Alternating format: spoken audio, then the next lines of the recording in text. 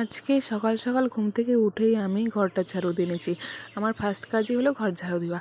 মা সব কাজ করবে কিন্তু ঘর ঝাড়ু দেবে না কোনো দিনও, সেটা আমাকেই করতে হয়। বেলা দুপুর হয়ে গেলেও মা ঘর ঝাড়ু দেবে না, সেটা আমার জন্যই রেখে দিবে। আমি যদি দুপুর 1টার সময় ঘুম থেকে উঠি সেটা আমাকেই করতে হবে, সেটা আমার জন্যই মা রেখে দিবে। মা উঠোন ঝাড়ু দেবে, রান্নাঘরে সব কাজ করবে, কিন্তু এই ঘর কোনো দিন ঝাড়ু দেবে না, সেটা আমাকেই করতে হবে। আমি যে ঘর ঝাড়ু দিচ্ছিলাম প্রায় তখন 8:30 এরম বাজে। দেখো এই সময় আমি ঘর ঝাড়ু দিচ্ছি, কিন্তু মার সব কাজ রেডি, প্রায় সব দিকেই রেডি, কিছুটা রেডি হয়ে গেছে। তারপর দেখো এইদিকে আমি ঘর ঝাড়ু দিচ্ছিলাম, হঠাৎ করে দেখি একটা শালিক পাখি আসলো। সেটা শুধু আজকে না, রোজই আসে, ঘর ঝাড়ু দিতে নিলেই আসে। সেটা আমি ঝাড়ু দিই আর দিদাই ঝাড়ু দেয়, যেই ঝাড়ু দেখ না কেন আসবে। কিন্তু আজকে একা এসছে, কিন্তু একা না, ওর সঙ্গে আরেকজন সঙ্গী ছিল। যখন আমি ভিডিও করছিলাম তখন আসেনি, যখন আমি ভিডিওটা বন্ধ করে দিয়েছিলাম তখনই এসছে। পরে ভাবলাম থাক, একটাকে দেখিয়েছি ওটাই হবে, কিন্তু আজকে একা এসছে। প্রতিদিন আসে এখানে। সিঁড়িটা আমি ঝাড়ু দিয়ে নিয়েছিলাম তখনই আসছে, ঘরে কী কী খাবার থাকে, ছেলে আমার খাবার ফেলে, অনেক খাবার ফেলে, তার জন্যই আসে। এইদিকে দেখো ছেলে আবার ঘরে এসে দেখো কেমন দুষ্টুমি শুরু করেছে। ওইদিকে দোকান থেকে চিপস কিনে এনে সেই চিপসগুলো বিছানায় রেখে চাকু দিয়ে কেটে কেটে খাচ্ছে।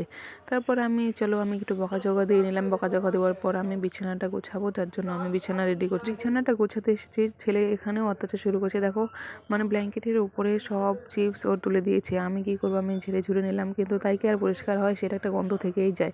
এমনি থেকে রোজ শুকোতেই, কিন্তু শুকোতে দেবো আজকে কীভাবে বলো? বাইরে রোদে উঠে না, যার জন্য শুকোতে দেওয়া হয়নি, যার জন্য আমি ভাঁজ করে নিচ্ছি। আর শুকোতে, বাচ্চাদের জিনিস শুকোতে না দিলেও না, মাঝে মাঝে শুকোতে দিতে হয়, রোদে দিতে হয়, না হলে গন্ধ হয়ে যায় একটা। তারপর আমি ঘরটা ঝাড়ু দেওয়ার পর, বিছানা তোলার পর আমি একটু ফ্রেশ হয়ে নিলাম, মুখটা ধুয়ে নিলাম ব্রাশ টাশ করে। আর মুখটা ধোয়ার পর আমি ছেলেকে খুঁজছি, ঘরে এসে ছেলে কোথায়, ছেলে কোথায়, ছেলেকে দেখছি দেখো বাইরে এসে দুষ্টুমি করছে।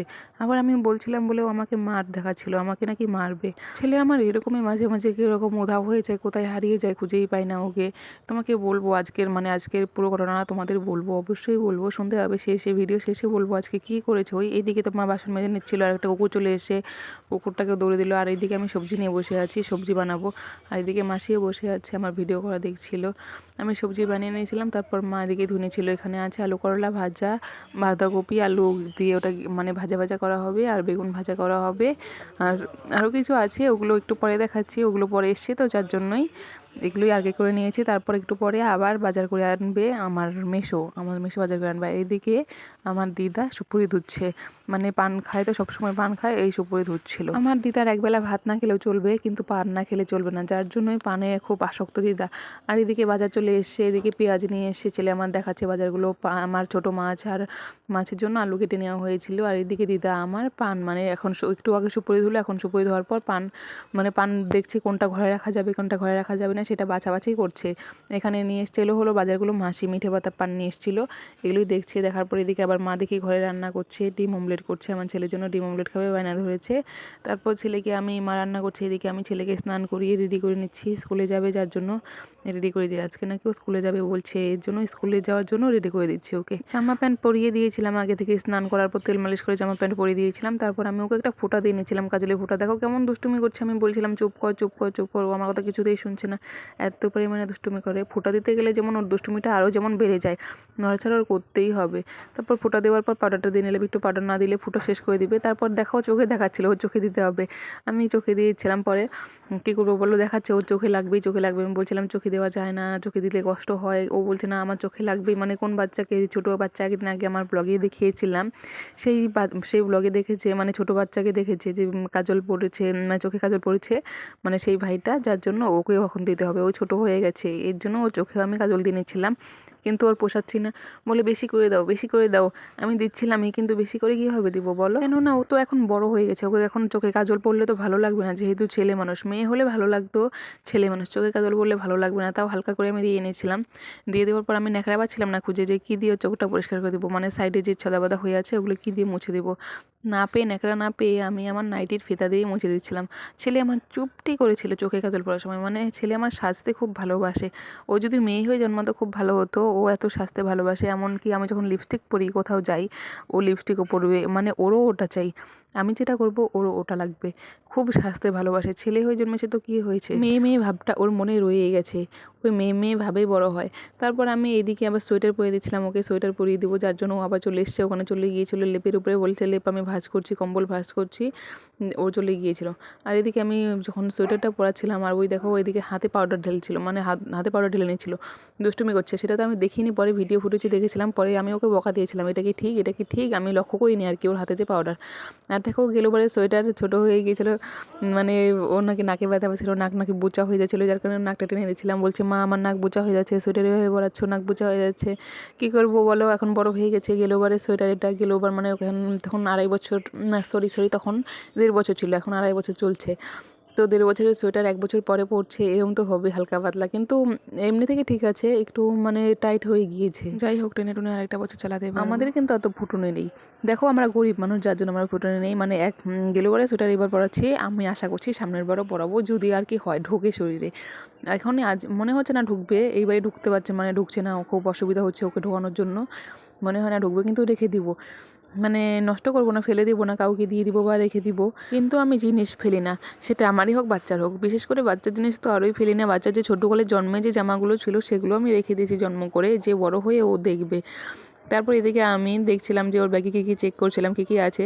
ব্যাগ থেকে বের করে দেখি জলের বোতলে জল নেই, সেটা আমি জলটা ভরার জন্য নিয়ে গিয়েছিলাম, জল ভরে ওকে দিয়েছিলাম। তারপর জল ভরার পর ওকে, মানে ও চলে যাচ্ছে, দেখো স্কুলে আমাকে tata bye bye tata bye bye বারবার দিচ্ছিলো। তারপর দেখো কীভাবে দৌড়ে ও চলে গেল, আমার কথা ও শুনলোই না। তারপর স্কুল থেকে একটু পরে স্কুল থেকে চলে এসছে, স্কুল থেকে চলে এসে দেখো ঘুমাবে, ওনাকে ঘুমাবে, মা যার জন্য দোলনা বানিয়ে দিয়েছিল, এখানে কাপড় দিয়ে দোলনা বানিয়ে দিয়েছিল, আর দোলনায় ও দেখো দোল খাচ্ছিল। দোলনায় দোল খেতে খেতে শুধু আরামই খাচ্ছে, কিন্তু ঘুমাচ্ছে না। তবে ও ঘুমোলেও না, এত দোলনায় দোল খাচ্ছে, খুব আরাম, মানে খুব আরাম পাচ্ছে। আরামের চোটে চুপ করে দেখো কীভাবে হাসছে, ও মাথায় হাত দিয়ে শুয়ে আছে, আর মাও এদিকে হাসছিলো, মানে ওর ভাব দেখে এটা ওটা ভাব করছে। চলো ঘুমায়নি তো কী হয়েছে, চলো আমি আর লিমা এখানে ঘুরতে নিয়ে চলে এসেছি ভুট্টা ক্ষেতের মাঝে, মানে একটু রিলস বানানোর জন্য চলে এসেছি। লিমাও রিলস বানাবে, আমিও বানাবো। আর লিমা তো রিলস বানানোর জন্য আমার ছেলে ওর পিছু পিছু যাচ্ছে, যার কারণে ছেলেকে এখানে চুমু টুমু দিয়ে এখানে বসিয়ে রেখে গেলো, কিন্তু ছেলে আমার থাকেনি। তারপর দেখো লিমাই দিকে মানে ভাব মারছে, ভাব মেরে মেরে রিলস বানানোর জন্য আসছে, ওর ফোন দিয়ে আমি রিলস বানাচ্ছিলাম তো, আর ওকে মানে ওর ভাবটা শুধু দেখো তোমরা, ওকে দেখাচ্ছিলাম কীভাবে ভাব মারছে, রিলস বানাচ্ছে, মানে সেই রিলস, এই দেখো ওর ফোনটা আমি তোমাদের দেখিয়ে দিলাম, ও বললো দেখি দেখি কীরকম হয়েছে, ভিডিওটা কীরকম হয়েছে, যার কারণে আমি দেখাচ্ছিলাম। লিমা কিন্তু স্নান করেনি, এখন বুঝি 4:30 বা 5টা বাজে, ও এখনও স্নান করেনি। তারপর ছেলে আমার বললো মা আমিও রিলস বানাবো, আমিও রিলস বানাবো। তারপর ছেলেকে বললাম ঠিক আছে যাও, ঠিক আছে যাও। ও আসছিলো রিলস বানাচ্ছিলো, দেখো কীভাবে রিলস বানাচ্ছে, মানে ও তো হাঁটতে পারছে না সেভাবে, ও দৌড়ে দৌড়ে আসছে। তারপর আমিও একটা রিলস বানিয়ে নিলাম। তারপর আবার লিমা আরেকটা পোস্ট দিয়ে রিলস বানালো, বলো আরেকটা করে দে আমাকে, ওকে আরেকটা পোস্ট করে রিলস বানাচ্ছিলাম, মানে ও নাচবে, এটা কিশোরী কিশোরী এই গানটাই ও লাগাবে নাকি শুনলাম। আর ছেলে আমার দেখো দূরে কোথায় চলে গেছে, অনেক দূরে চলে গিয়েছে ছেলে আমার, ওকে আমি খুঁজে, মানে আমার কথা তো শুনি না। আর লিমা দেখো ভুট্টা ক্ষেতের মাঝে চলে গেছে, একদম ভুট্টা ক্ষেতের ভেতরেও চলে গিয়েছে রিলস বানাতে বানাতে। আমরা রিলস বানাচ্ছিলাম, আর রাস্তায় কত লোক যে দাঁড়িয়েছিল, ওর দাঁড়িয়ে দাঁড়িয়ে হাসছিল মানে আমাদের রিলস দেখে, ভাব দেখে, মানে ভুট্টা খেতে কেউ রিলস করে, যার জন্য হাসছিল। আর ছেলে আমার দেখো এইদিকে মানে লিমার কোলে ওঠার জন্য পাগল হয়ে গেছে, লিমাকে বলছে আমাকে খুলে নাও, মানে আমাকে খুলে নাও, কিন্তু ভুট্টা গাছে ছিঁড়ে পুরো শেষ করে দিয়েছে। আর একটা কথা, আমার ভয়েসটা এরকম শোনা যাচ্ছে কারণ আমার মুখে চানাচুর খেয়ে খেয়ে ভয়েসটা দিচ্ছিলাম, যার কারণে ভয়েসটা এরকম শোনা যাচ্ছে। আর লিমা এদিকে আমাকে ভিডিও করছিল, আমি লিমাকে ভিডিও করছিলাম। তারপর চলো লিমা বাড়ি যাওয়ার পর সন্ধ্যাবেলা এদিকে আমি ছেলেকে ডাকছিলাম, বললাম এদিকে এসো এদিকে এসো, বলছিল মা ভিডিও করো আমাকে, ভিডিও করো আমাকে, ভিডিও করো, যার কারণে আমি ভিডিও করছিলাম। আর ওকে ডাকছিলাম মাম্মা এদিকে এসো, হাই বলো, এটা বলো ওটা বলো, আমি সমানে বলছিলাম, ও আমার কথা শুনছি না। ওই দেখো হাই কোনো রকম করে হাই দিচ্ছে, ভাঙা ভাঙা হাতে হাই দিচ্ছে, ও যেইভাবে হাই দেখ না কেন, কিন্তু ক্যামেরা আমাকে বন্ধ করতে দিবে না, আমাকে ক্যামেরা কিছুতেই বন্ধ করতে দিচ্ছিল না, সবসময় মানে ওর ভিডিও করেই যাও, এই যে দেখে আমি ভিডিও করি তার জন্য ওই কিছুতেই বলে, একটা কিছু বলে হ্যালো বন্ধুরা হ্যালো বন্ধুরা হ্যালো বন্ধুরা, এরকম কিছু বলে ভিডিও অন করো মা, ভিডিও অন করো, মোবাইল চালাও, আমি ভিডিও করবো। আর দেখো পিছনে নাচানাচি করছিল, বললো মা আমি নাচছি তুমি ভিডিও করো, এরকম বলছিল। আর আমি ডাকছিলাম, এদিকে আমার কথা শুনছিলই না। তারপর দুষ্টুমি করতে করতে করতে করতে এদিকে আমি তফরন্ত হয়ে গেছি। তারপর মাকে ডাকলাম, মা ওকে পায়ে নিয়ে ঘুমানোর চেষ্টা করলো, মানে পায়ে নাড়াবে ও ঘুমাবে, এভাবে চেষ্টা করছিল। ও না ঘুমিয়ে সেই ছোটোবেলার মতো করছিল, দেখো কীরকম করছিল, ছোটোবেলায় এরকম করতো, মা ঠিকই এরকম বলেছিল যে ছোটোবেলায় তুই এরকম করতি, দেখো এরকম। আমি না কথাই বলতে পারছি না, এগুলো দেখে এত হাসি পাচ্ছে। দেখো ছেলে আমার কীরকম করছে, এত দুষ্টুমি করছে না, মায়ের সাথে খুব দুষ্টামি করে। মা ওকে না বেশি আদর করে, যার জন্য খুব দুষ্টামি করে। আর দেখো একটু একটু মানে কাঁদো কাঁদো ভাব হয়ে গেছিলো, কিন্তু কাঁদছিল না, ওই নাকে নাকে ব্যথা পেয়েছে, নাক চ্যাপটা হয়ে গেছে, ওটাই বলছিল, দেখাচ্ছিল মাকে। তো বন্ধুরা আজকের ভিডিওটা কেমন লাগলো অবশ্যই বলবে, খারাপ লাগলেও কমেন্ট করে জানাবে, ভালো লাগলেও কমেন্ট করে জানাবে।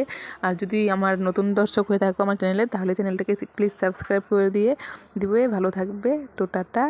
তো পরবর্তী ব্লগের জন্য চোখ রাখো আমার এই পেজে, আর আমার ছেলেটাকে আশীর্বাদ করো, ছেলেটা যেন একটু ভালো হয়ে যায়। দেখো ছেলেটা তোমাদের হাই দিচ্ছে, আমি বলছিলাম মাম্মাম হাই দাও, ভিডিও শেষ করে দিচ্ছে, ও হাই দিচ্ছিল। তো হাই, টাটা, বাই বাই।